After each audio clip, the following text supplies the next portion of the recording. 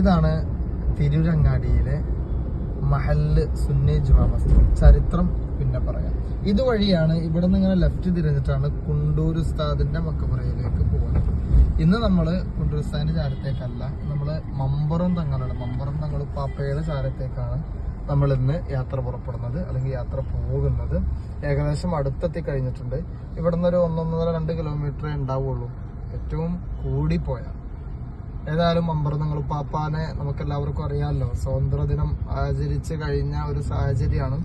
ആ സ്വാതന്ത്ര്യദിനത്തിനൊക്കെ അല്ലെങ്കിൽ സ്വാതന്ത്ര്യം ലഭിക്കാനൊക്കെ വേണ്ടി ഒരുപാട് ത്യാഗങ്ങൾ സഹിച്ച പ്രധാനികളിൽപ്പെട്ട ഒരു മഹൽ വ്യക്തിത്വമാണ് മമ്പുറം സയ്യിദ് അലവി തങ്ങൾ. സയ്യിദ് അലവി മമ്പുറം തങ്ങൾ പാപ്പയുടെ ചാരത്തേക്ക് നമ്മളിങ്ങനെ പോവാം. ആ കാണുന്ന കുബ്ബ അതാണ് മമ്പുറം മഖാം ഷരീഫ്. ഇപ്പൊ ഈ പുതിയ പാലമൊക്കെ വന്നതാണ്, കുറച്ചായി. അതിന് മുമ്പ് താഴെയിലൂടെ റോഡ് ഉണ്ടായിരുന്നത്, വെള്ളമൊക്കെ കയറുന്ന സാഹചര്യമൊക്കെ ഉണ്ടായിരുന്നു. പാലം ചെറിയൊരു പാലമായിരുന്നു, അതിന്റെ അപ്പുറത്തൂടെ അത് പോകുന്നുണ്ട്. അതാണ് മമ്പുറം തങ്ങൾ പാപ്പയുടെ മക്കബറ. അള്ളാഹു കൊടുത്ത മദത് നമുക്ക് ഏറ്റി തെരുമാറാവട്ടെ.